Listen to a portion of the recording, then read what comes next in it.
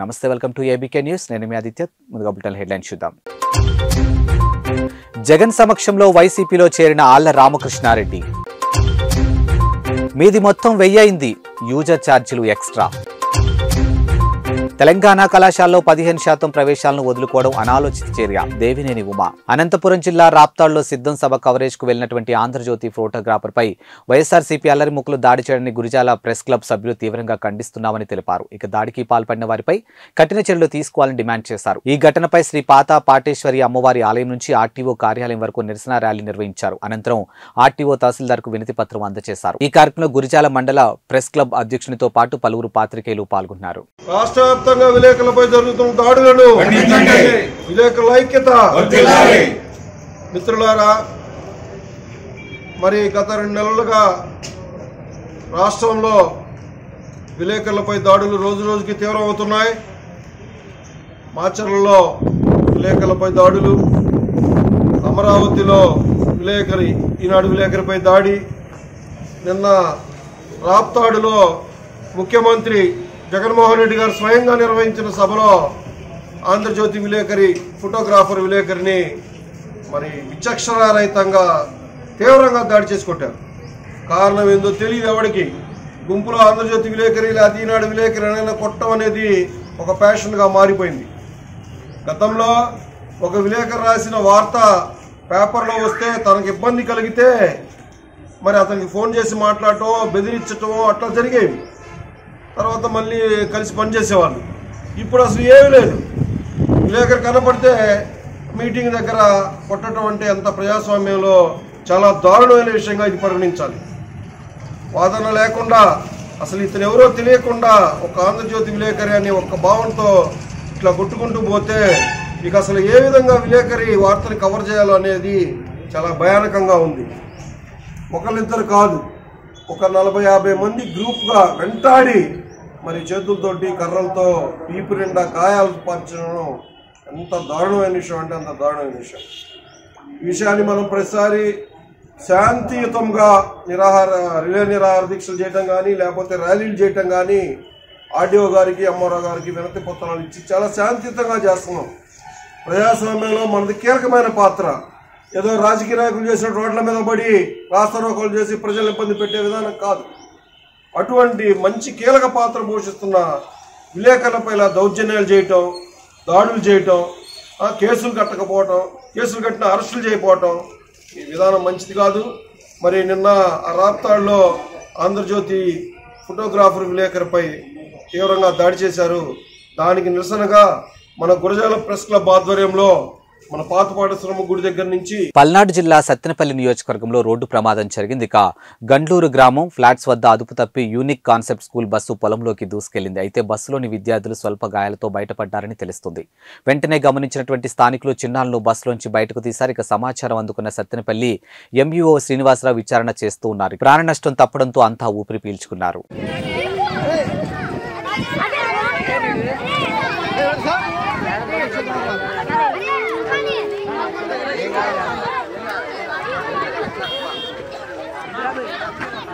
TDP Guntur west in-charge Kovelamudi Ravinder కీలక వ్యాఖ్యలు చేశారు. ఇక వచ్చే ఎన్నికల్లో ఫ్యాన్ రెక్కలు విసిరేసేందుకు ఏపీ ప్రజలు సిద్ధంగా ఉన్నారని చెప్పారు. చంద్రబాబుది అభివృద్ధి, ఇక జగన్ది విధ్వంసమని ప్రజలే తెలుసుకున్నారని పేర్కొన్నారు. ఇక వైసీపీ ఓటమి భయంతోనే స్థానిక ఎమ్మెల్యేలను బదిలీ చేశారని విమర్శించారు. ఇక ప్రజలు వైసీపీ ప్రభుత్వాన్ని మడత పెట్టడం ఖాయమని తెలిపారు. ఇక అనంతరం రాప్తాడులోని విలేకరుపై జరిగినటువంటి దాడిని ఖండించారు. ఈ క్రమంలోనే సామాజిక న్యాయంపై చర్చకు సిద్ధమా అని ఛాలెంజ్ విసిరారు. సుమారుగా 77 మంది నేను బదిలీ చేశాను, ఎమ్మెల్యేలు 151 మంది. అట్లాగే మిగిలిన వాళ్ళు కూడా 50 రోజుల్లో జనం మడతపడతాం ఖాయం. ఎందుకు చెప్తున్నానంటే, నువ్వు నిజంగా అభివృద్ధి చేశాను సిద్ధం అని చెప్తున్నావు కదా, దేనికి సిద్ధం? నువ్వు సిద్ధంగా ఉన్నప్పుడు ఎందుకు ఇలా మారుస్తున్నావు? ఓడిపోతారనే కదా నువ్వు మారుస్తుంది ఇంతమందిని. దాన్ని ప్రజలందరూ గమనిస్తున్నారు. నువ్వు మార్చిన వాళ్ళందరూ కూడా మళ్ళా ఎక్కడికైతే మార్చావో అక్కడ కూడా మడతపడతానికి సిద్ధంగా ఉన్నారు. పరిపాలన సంక్షేమం పేరుతో నువ్వు ఏం చెప్పినా జనం నమ్మే విధంగా లేరు. ఈ 5 ఏళ్లలో ఏ విధంగా నువ్వు ఎటు వెళ్ళినా విధ్వంసమే కనపడుతుంది. ఎక్కడికి వెళ్ళినా విధ్వంసం తప్ప ఏమీ లేదు. ఒక పోలవరం కానివ్వండి, ఒక రాజధాని రైతుల దగ్గర విషయాల్లో కానివ్వండి, ఆశా వర్కర్లు కానివ్వండి, మీరు ఏ యొక్క డివిజన్ చూసినా కూడా జగన్ రెడ్డి అక్రమాలు దోపిడీలే తప్ప వేరే ఏం కనపడలేదు. అదేవిధంగా అతను నిన్న సిద్ధం అని చెప్పి రాప్తాడులో సభ పెట్టాడు. ఎంత ప్రజాధనాన్ని దుర్వినియోగం పరిచాడో మనందరం చూసాం కళ్ళతో. ఒక ఆంధ్రజ్యోతి విలేకరుని ఏ విధమైన మందు ప్యాకెట్లు, ఏ విధంగా బిర్యానీ పొట్లాలు, మందు బాటిల్స్ ఇస్తున్నారో అవన్నీ తీస్తున్నాడని వాళ్ళందరూ కూడా చితకబాదారు. అదే ఆ ఏరియాలో ఉన్న స్కూల్ బస్సులు కానివ్వండి, ఆర్టీసీ బస్సులు కానివ్వండి, ప్రజలందరూ ఎక్కట్లుగా ఇబ్బంది పడినా కానీ డబ్బులు ఇచ్చి జనాన్ని సభకు త్రోలి అక్కడ వాళ్ళందరూ కూడా ఇబ్బంది పెట్టిన మామూలు సామాన్య ప్రజలను ఇబ్బంది పెట్టిన ఘనత Jagan Reddy. Bapatla YCP sitting MLA Kona రఘుపతికి మాజీ ఎమ్మెల్సీ ఆనం సతీష్ సవాల్ విసారు. ఇక ఇండిపెండెంట్ గా పోటీ చేయమని ఉచిత సలహాలు ఇస్తున్నావు కదా, పార్టీలు ఎజెండాలు లేకుండా ఇండిపెండెంట్ గా తన మీద పోటీ చేయాలని ఛాలెంజ్ విసిరారు. ఇక జగన్ బొమ్మ పెట్టుకుని 2 సార్లు గెలిచావని విమర్శించారు. ఈ క్రమంలోనే ఈసారి జగన్ బొమ్మ తీసి ఇండిపెండెంట్ గా పోటీ చేయాలని తెలిపారు. ఇక తన మీద గెలిస్తే బాపట్ల వదిలి వెళ్లిపోతారని చెప్పారు. అలాగే రఘుపతి ఓడినా గెలిచినా జైలుకు వెళ్లడం ఖాయమని వెల్లడించారు. పార్టీలొద్దు, జెండాలొద్దు, ఎజెండాలొద్దు, రఘుపతి సతీష్ పోటీ చేద్దాం. 25,000 పైన నేను గెలవబోతే బాపట్ల వదిలిపెట్టి నేను వెళ్ళిపోతాను. నువ్వు ఎటు వెళ్ళిపోతావు? నువ్వు గెలిచినా వెళ్తావు, ఓడినా వెళ్తావు జైల్లో. చేసిన దుర్మార్గాలు నేను వదిలిపెడతాను. 25,000 నువ్వు అన్నది ఇండిపెండెంట్గా నేను ఇసురుతున్న సవాల్. నువ్వు ఇండిపెండెంట్గా పోటీ చేయమన్నా నాకేదో సలహా ఇస్తున్నావు కదా, ఉచిత సలహా నేను ఇస్తానా? నువ్వు నేను పార్టీలు వద్దు, మనకి చంద్రబాబు వద్దు. రఘుపతికి వేసారా ఓటు? ఫ్యాన్ గుర్తుకు వేసారా? ఆ జగన్ బొమ్మను పెట్టుకొని నువ్వు గెలిచావు. ఆ జగన్ బొమ్మ లేకపోతే నీ మొహం చూసేవాడు ఉన్నారా బాపట్లో? నేను చెబుతాను ఇప్పుడు. జగన్ అనేవాడు ఈ బాపట్లలో నీకు ఆ టికెట్ ఇవ్వకపోతే నీ మొహం చూసి ఓటేసారా? నువ్వు 2009 ఎందుకు గెలవాలా? అంత పెద్ద మొగోడు వేకే సరే, నువ్వు పెద్ద మొగోడు అని ఇప్పుడు కూడా అంటున్నావు కదా. నీ మొగతో నిరూపించుకోవడానికి ఇండిపెండెంట్గా గెలు. నీ బలంతో నువ్వు గెలుస్తున్నావు కదా. 2019లో నీకంటే శ్రీకాకుళం జిల్లా టెక్కలి మండలం బూరాగం గ్రామం హరిజనవాడలో ఉన్నటువంటి శ్రీ బ్రహ్మ విష్ణు మహేశ్వర త్రినాథ స్వామి వారి యొక్క ప్రతి ఆదివారం పూజా కార్యక్రమం ఆలయ ధర్మకర్త రేగు గాసయ్య ఆధ్వర్యంలో జరుగుతూ ఉన్నవి. ప్రతి ఆదివారం భక్తులు పాల్గొని త్రినాథ వ్రతకల్పం ఆలకించి తరించాలని కోరుతూ ఉన్నారు. ఇక ధర్మకర్త గాసయ్య జై శ్రీమన్నారాయణ. పేద బ్రాహ్మణుడు భిక్షమెత్తుకుని జీవించేవాడు. కొంతకాలం మనకు ఆయనకు ఒక కొడుకు పుట్టాను. తల్లిపాలు చాలకపడితే పిల్లవాడు అనుదినము క్షణించుండను. దారిద్ర్యవతి చెందున్న భార్య భర్తలు అర్పకుండకు కుమారుని పరిస్థితి చూసి కొంతవరకు చింతించి తమ ఇంట్లో ఉన్న సిల్లారక మండలం అమ్మగా 5 రూపాయలుగా వచ్చినవి. ఆ సొమ్ముతో ఒక ఆవును కొనమన భార్య చెప్పగా బ్రాహ్మణుడు ఆవు కొరకు అనేక గ్రామములు తిరిగి తుదుకుకు పట్టమన భాగ్యవంతుడుకు ఒక విష్ణు దుకాణమునకుడు చేరను. ధనధాన్యములతో ప్రశంపతులతో తొలతోగుచున్న ఆ వర్తక ఇంటి ముందు నిలిచి బ్రాహ్మణుడు దిగ్భ్రమ చెంది చూడను. జై శ్రీ బ్రహ్మ విష్ణు మహేశ్వర త్రినాథ స్వాముల వారికి. ఆ వర్తకన వద్ద బోధన యావు చాలా పెంకితనం కలది. అది ప్రతిరోజు ఇతరుల శైలిలోకి పోయి శస్త్రులను మేయిచుండను. దాని బాధపడలేక ఇలువగల అయినప్పటికీ 5 రూపాయలకు అమ్మివేస్తానని వర్తక నిశ్చయించుకున్నాను. వర్తకని అభిప్రాయం బ్రాహ్మణుడు తెలుసుకుని 5 రూపాయలకి తనకు గోవునమ్మని రూపాయలు ఇచ్చాను. అంతా వర్తకుడు గోవును దాని దూడను బ్రాహ్మణుడికి అమ్మివేశాను. బ్రాహ్మణుడు ఆవు దూడను ఇంటికి తోలుకుని వచ్చి భార్యకు చూపను.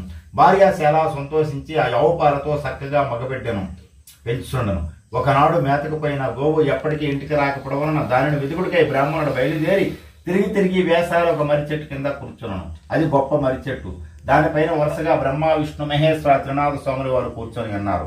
అటువంటి చెట్టు కింద బ్రాహ్మణుడు కూర్చొని ఆయాసం తీర్చుకొని లేచిపోతుండగా, ఓ బ్రాహ్మణుడా, ఇంత కష్టంతో ఎక్కడికి వెళ్ళిచును అని అడగగా, ఏమి చెప్పుదనయ్యా, నా యావు ఈ రోజు ఇటుపోయినదో ప్రొద్దుపోయి వేరే అనేది కనిపించట్లేదు. ఈ రోజు శ్రీపురం సంతకు చున్నది కదా, ఎవరైనా దొంగిలించుకుని పోయినట్లయినా సంతలో నమ్ముతారు కదా, పై ఉద్దేశంతో శ్రీపురం వెళ్ళిచున్నానని చెప్పగా, ఓ బ్రాహ్మణుడా వినుము, నువ్వు ఎలాగో శ్రీపురం సంతకు వెళ్ళిచున్నావు కదా, మా కోసం ఏమైనా కొన్ని దినుసులు తీసుకుని రాగలము అనగా, ఏమ దినుసులు అనగా 1 పైసా గంజాయి, 1 పైసా ఆకువక్కలు, 1 పైసా నూనె మాత్రం కొనితామని చెప్పి. జై శ్రీ బ్రహ్మ విష్ణు మహేశ్వర త్రినాథ స్వాముల వారికి. తన చేతిలో చిల్లిగా అమ్మాయిన లేదు, నమస్కరించడం తప్ప తనకేమీ ఈజానని బ్రాహ్మణుడు అనగా తిరుమూర్తి ఇట్లయింది. ఓ ఇప్పుడుడా, ఇదిగో అక్కడ కనబడుచున్న ఆ రెల్లపతి కింద గల 3 పైసలు కావు, వాళ్ళని తీసుకొని మేము చెప్పినట్లు చేయమని చెప్పగా బ్రాహ్మణుడు రెల్లపతి కింద గల 3 పైసలు తీసుకుని శ్రీపురమును పోయి గంజాయోకు ఒక్కలకును నూనె పోసుకున్నట్టు ఏమీ లేనందున త్రిమూర్తులను కోరను, నీ బట్టలో నూనె పోసుకుని రమ్మని చెప్పింది. ఇతడు అలాగే వెళ్ళి అడిగాను. ఇతడు పిచ్చివాడిని వర్తకాలు ఉమియకుండిరి. అంతా ఒక పిసారి తెలుపు పాత్ర ఎడుగును గల దిమ్మట్లు నూనె కొలత పాత్ర తరిగవేసి నూనె బట్టలో పోసి పైసా తీసుకున్నాను. బ్రాహ్మణుడు ఉస్తులు పట్టుకుని కొంత దూరం ఎగేటప్పటికే తెలుపులో నూనె పాత్రలో ఒక చొక్కైనను లేకుండాను. అది చూసి తెలిక ఆశ్చర్యపడి మోర్చిపోయాను. దీని దుస్థితికి చింతించి తప్పు తెలుసుకుని బ్రాహ్మణుడికి పిలిపించి తప్పు మన్నించమని ప్రార్థించి నూనె సక్రమంగా కొలిసిచ్చారు. బ్రాహ్మణుడు మరలా ఉస్తులు పట్టుకుని త్రినాథ స్వాముల వారికి సమర్పించాను. అంతా జ్యోతికారెడ్డిని ఘనంగా సత్కరించినటువంటి వైఎస్ఆర్సీపీ నాయకులు ఇక చింతలపూడి నియోజకవర్గం జంగారెడ్డి మండలం గురువైగూడెం గ్రామానికి చెందినటువంటి దల్లి జ్యోతికారెడ్డికి మానవతా కళ్యాణ మండపంలో ఘనంగా సత్కరించారు. ఇక నియోజకవర్గం వైఎస్ఆర్సీపీ నాయకులు కార్యకర్తలు. ఈమె గతంలో ముఖ్యమంత్రి జగన్మోహన్ రెడ్డి గారితో ఇడుపులపాయ నుండి ఇచ్చాపురం వరకు పాదయాత్రలో జగన్తో పాటు అడుగు వేస్తూ జగనన్న గుండెల్లో కీలక మహిళా నేతగా గుర్తింపు పొంది ఆ గుర్తింపు ప్రతిఫలంగా జ్యోతికారెడ్డిని రాష్ట్ర రెడ్డికా కార్పొరేషన్ డైరెక్టర్గా నేడు ఎన్నిక చేశారు. ఇక ఇటీవలే ఆదివారం నిర్వహించినటువంటి సన్మాన సభలో ముఖ్య అతిథులుగా చింతలపూడి నియోజకవర్గం సమన్వయకర్త కంబం విజయరాజు, రాష్ట్ర రెడ్డిక కార్పొరేషన్ చైర్మన్ దుక్కా లోకేశ్వరరావు రెడ్డి పాల్గొన్నారు. ఇక ఈ సన్మాన సభలో విజయరాజు గారికి, లోకేశ్వర్ రెడ్డి గారికి, జ్యోతికారెడ్డి గారికి దుశ్శాలువతో కప్పుతూ వైఎస్ఆర్సీపీ నాయకులు, కార్యకర్తలు, పెద్దలు పాల్గొని ఘనంగా సత్కరించారు. అభినందన సభలో విజయరాజు మాట్లాడుతూ నామినేటెడ్ పదవుల్లో మహిళలకు పెద్దపీట వేస్తూ అధిక ప్రాధాన్యత ఇస్తూ వస్తున్నారు. ఇక రాష్ట్ర ముఖ్యమంత్రి జగన్మోహన్ రెడ్డిని కొనియాడారు. చింతలపూడి నియోజకవర్గ ఇన్ఛార్జిగా సమన్వయకర్త నియమించిన గౌరవనీయులు జగన్మోహన్ రెడ్డి గారికి నా మనస్ఫూర్తిగా కృతజ్ఞతలు తెలియజేసుకుంటున్నాను.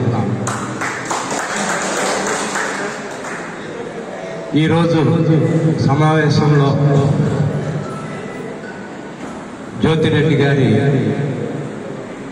పదవి బాధ్యతలు చేపడుతున్న సందర్భంగా రెడ్డికా కార్పొరేషన్ డైరెక్టర్గా మరి ఉమ్మడి గోదావరి జిల్లాల ప్రతినిధిగా ఒక బృహత్తరమైన బాధ్యత ఆవిడ మీద ఉంది. జగన్మోహన్ రెడ్డి గారు తన మీద ఉంచిన బాధ్యతలను ఆవిడ గుర్తెరిగి మీ సామాజిక వర్గానికి అలాగే మన వైఎస్ఆర్ పార్టీకి కూడా మీరు న్యాయం చేయాలని మనస్ఫూర్తిగా ఆకాంక్ష తెలియజేస్తున్నాను. ముఖ్యంగా ఏ దేశ చరిత్ర అయితే అణగారిన వర్గాల అభివృద్ధి ఉంటుందో, ఎక్కడైతే వెనకబడిన వర్గాలు, వెనకబడిన తరగతులు అభివృద్ధి భాగం వైపు నడిపిస్తాయో ఆ దేశం అభివృద్ధి నడుస్తుందని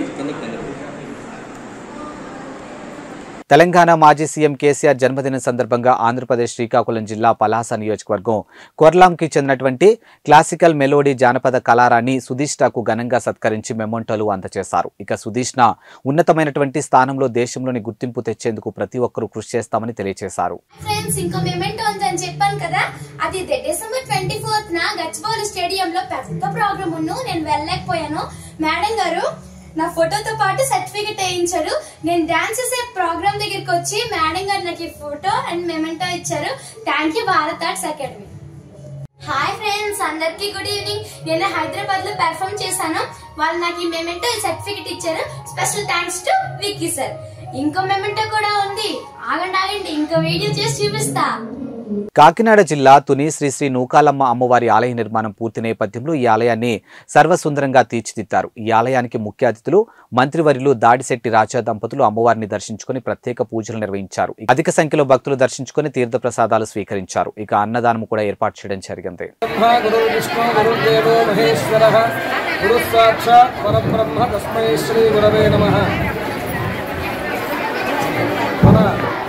సూరవరం గ్రామంలో ఏం చేసి ఉన్నటువంటి గ్రామదేవత, ప్రధాన దేవత అయినటువంటి లోకాంబిక అమ్మవారి ప్రతిష్ట మహోత్సవ కార్యక్రమములు ఇది 16 నుంచి 16, 17,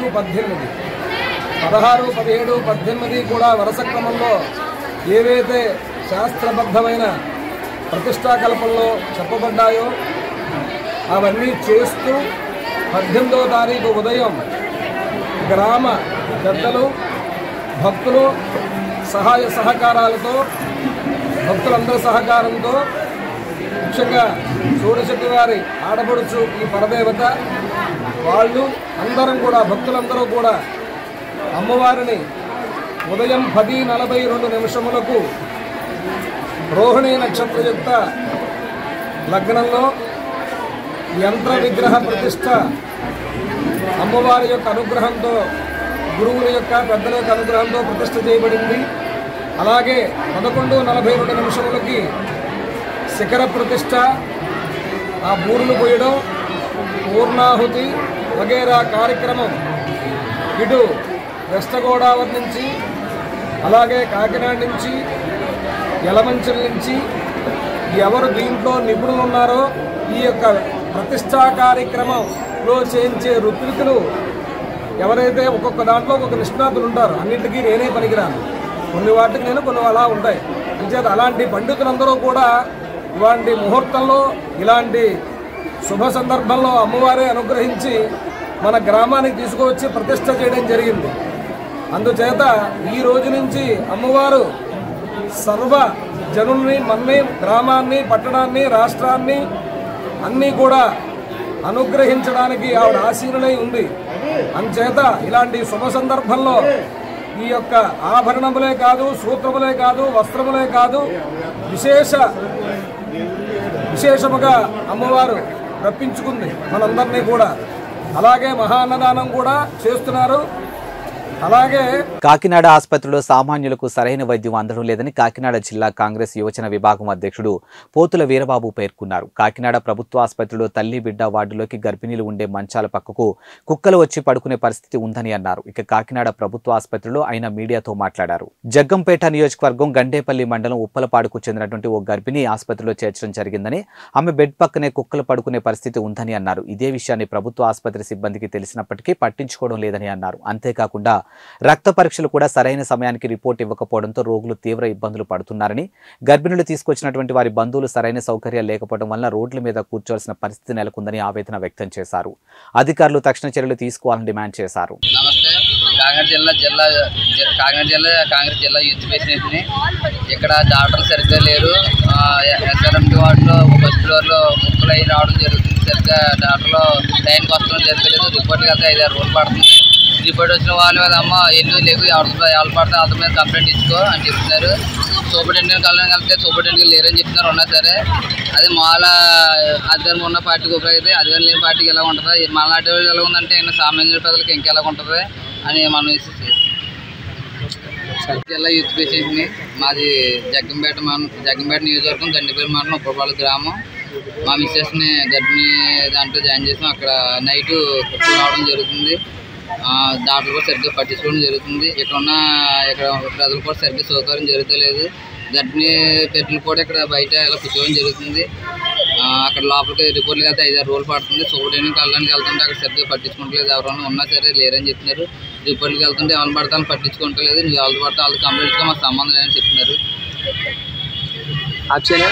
మత్స్యకార జాతిని కించపరిచినటువంటి ద్వారంపూడి క్షమాపణ చెప్పాలని జనసేన ఉమ్మడి తూర్పుగోదావరి జిల్లా అధ్యక్షుడు మల్లాడి రాజు పేర్కొన్నారు. ఇక మత్స్యకార జాతిని కించపరిచేలా వ్యాఖ్యలు చేసినటువంటి కాకినాడ సిటీ ఎమ్మెల్యే ద్వారంపూడి చంద్రశేఖర్ రెడ్డికి తగిన గుణపాఠం చెప్పాలని అన్నారు. ఇక కాకినాడలో సినిమా రోడ్లో ఉన్నటువంటి ఓ ఫంక్షన్ హాల్లో వికాస విభాగ సమావేశం ఉమ్మడి తూర్పుగోదావరి జిల్లా అధ్యక్షుడు మల్లాడి రాజు అధ్యక్షతన జరిగింది. ఈ సమావేశంలో మత్స్యకారులకు ప్రభుత్వం నుంచి అందాల్సినటువంటి పథకాలు సకాలంగా అందకపోగా వారు ఎన్నో ఇబ్బందులకు అవమానాలు ఎదుర్కొన్నారని జీవిస్తున్నారని, వారిని కించపరిచే విధంగా వ్యాఖ్యలు చేసినటువంటి ద్వారంపూడి చంద్రశేఖర్ రెడ్డిని క్షమాపణ చెప్పాలని డిమాండ్ చేశారు. నగర మాజీ ఎమ్మెల్యే వనమాడి వెంకటేశ్వరరావుపై పార్టీ పరంగా వ్యాఖ్యలు చేయాలని, కానీ అతని వ్యక్తిగతంగా కాను మత్స్యకారులను కించపరిచే విధంగా వ్యాఖ్యలు చేశారని అన్నారు. 1 కోటి పనులు చేశామని చెప్పి 10 కోట్లు దోచుకునే జాతి అంటూ కొండబాబుని అనడం పట్ల వారు ఆవేదన వ్యక్తం చేశారు. తమ ప్రాంతాలకు వచ్చి మీ ఓటు వద్దు అంటూ తమను అడగగలరా అని ప్రశ్నించారు. ఇక నిజాయితీగా ఉంటూ జీవితం తమను అగౌరవపరచడం ద్వారంపూడికి తగదని అన్నారు. ఇక మత్స్యకార కులాన్ని కించపరిచేలా వ్యాఖ్యానించిన ఇచ్చినటువంటి ద్వారంపుణ్ణి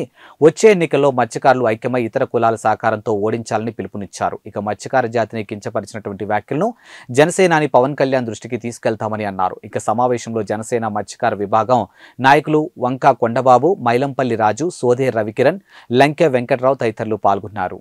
మీడియా మిత్రులందరికీ నా హృదయపూర్వకమైన వందనాలు.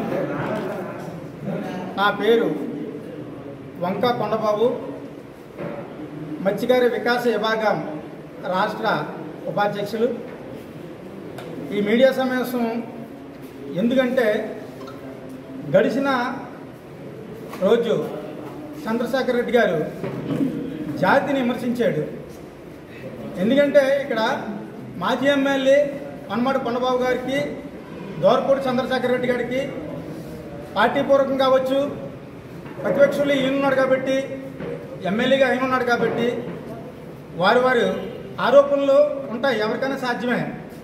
ఆ ఆరోపణల్లో చంద్రశేఖర్ రెడ్డి ఏమన్నాడంటే ఒక కోర్టు కూర్చోబెట్టి 10 కోట్ల వ్యయాన్నే జాతి కాదు అని విమర్శించాడు. అయ్యా దోరపూడి చంద్రశేఖర్ రెడ్డి గారు, మా జాతి చాలా నిజాతి అయిన జాతి, మా జాతి చాలా కరెక్ట్ అయిన జాతి. కానీ ఒకళ్ళని మోసం చేసి సంపాదించే జాతి అంతకన్నా కాదు. మా జాతి కొంతమందిని నిలబెట్టే జాతి, మా కష్టార్జిత ముందు మేము బ్రతికే జాతి మాది. కానీ ఈ కాకినాడ పట్టణంలో మరి మీరు జాతిని విమర్శించారు. రేపు జరిగే ఎన్నికల్లో మీరు మా జాతి దగ్గరికి వచ్చి ఓట్లు అడగకుండా ఉంటారా? నేను సభాముఖంగా, మీడియా సభాముఖంగా నేను చెప్తున్నాను, నువ్వు మా జాతిని విమర్శించావు కాబట్టి నీకు దమ్ముంటే మా జాతోడి దగ్గరికి, ఎవరి దగ్గరికి వెళ్ళి ఓటు అడగకుండా నువ్వు నెగ్గు నేను చూస్తాను. నేను మీడియా ముఖంగా నేను సవాల్ చేస్తున్నాను. లేకపోతే త్వరలోనే ఇలా మీడియా సమావేశం పెట్టి నేను తప్పు చేశాను అని మా జాతికి సమాప్తి చెప్తామని నేను ఈ మీడియా ముఖంగా నేను హెచ్చరిస్తున్నాను. బెంగళూరు నుంచి కాకినాడకు వచ్చినటువంటి జైన్ గురువులు శ్రీ భక్తిరత్న విజయాజీ, శ్రీ అమిరాస శ్రీజీ, శ్రీ రాజా నమ్రత, శ్రీజీ స్వాతి బృందంకి జైన్ సంఘం నాయకులు, భక్తులు ఘనస్వాగతం పలికారు. ఇక మసీద్ సెంటర్ నుండి జైన్ దేవాలయం వరకు భారీ ఊరేగింపు చేపట్టారు. ఈ సందర్భంగా జైన్ సంఘం నాయకులు మాట్లాడుతూ కైలాస్ జైన్ కుమార్తె కుమారి ప్రియాల్ దీక్ష కార్యక్రమం సందర్భంగా గురువులు కాకినాడకు రావడం జరిగిందని అన్నారు. ఇక 2వ తారీఖున కాకినాడలో భారీ ఊరేగింపు చేపట్టినట్లు తెలిపారు. అదేవిధంగా ప్రియర్ దీక్ష సందర్భంగా కాకినాడ టీటీడీ కళ్యాణ మండపంలో 3వ తేదీన కార్యక్రమాన్ని చేపట్టడం జరిగిందని పేర్కొన్నారు. గురువుల సమక్షంలో ప్రియల్ దీక్ష తీసుకోవడం జరుగుతుందని అన్నారు. ఈ కార్యక్రమంలో భారీ సంఖ్యలో జైన్ సంఘ సభ్యులు పాల్గొన్నారు.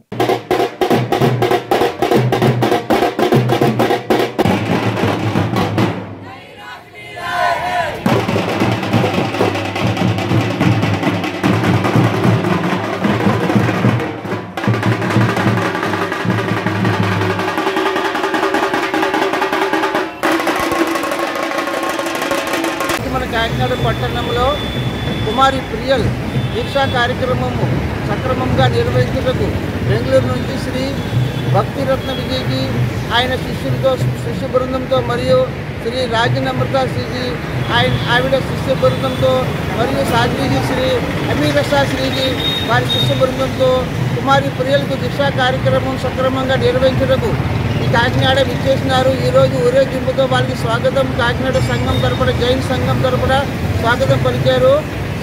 ఊరేగింపుగా గురుగారిని మన కాకినాడలో ఉన్న మెయిన్ రోడ్డు మరియు రాజాజీ వీధిలో ఉన్న దేవాలయం, జైన్ దేవాలయం దర్శనం చేసుకుని రాజాజీ వీధిలో ఉన్న శ్రీ ఆరాధన బోర్డుకు గురుగారు విచ్చేస్తారు. ఈ దీక్షా కార్యక్రమము మార్చి 1, 2, 3 రోజులు జరుగుతుంది. 2వ తారీఖుని పెద్ద ఊరేగింపు జరుగుతుంది. 3వ తారీఖు దీక్షా కార్యక్రమం టీటీడీ కళ్యాణ మండపంలో ఈ కార్యక్రమం మొత్తం జరుగుతుంది. ఈ కార్యక్రమాన్ని తిలకించుటకు ఈ చుట్టుపక్కల కాకినాడ చుట్టుపక్కల గ్రామాల నుంచి జైన్ సహోదరులు మరియు మిగతా మన కాకినాడ సంఘం సభ్యులు కూడా ఇచ్చేస్తారు. మన కాకినాడ పట్టణంలో ప్రప్రథమంగా ఈ జైన్ దీక్షా కార్యక్రమం జరుగుతుంది. కాకినాడ చర్చిలో ప్రప్రథమంగా శ్రీ కుమారి ప్రియల్ దీక్షా కార్యక్రమం జరుగుతుంది. ఈ కుమారి ప్రియల్ దీక్ష కైలాస్ కుమార్ మోహన్ లాల్ జీ కూతురు. ఈవిడ కాకినాడలో డిగ్రీ చేసి గురువుగారి దగ్గర సాన్నిధ్యంలో ఉండి ఈ సంసారం నుంచి త్యాగం చేసుకుని సన్యాసం తీసుకుందామని దీక్ష కార్యక్రమాన్ని అంగీకరించింది. ఈ కార్యక్రమాన్ని ఘనంగా జరుపుకోవడానికి పూర్వ ప్రజలందరూ సహకారం అందిస్తారని ఆశిస్తూ సెలవు తీసుకుంటున్నారు. ఇవి వాల్టి బులెటిన్ అప్డేట్స్. మరో బులెటిన్తో మళ్ళీ కలుద్దాం. అంతవరకు సెలవు. నమస్కారం.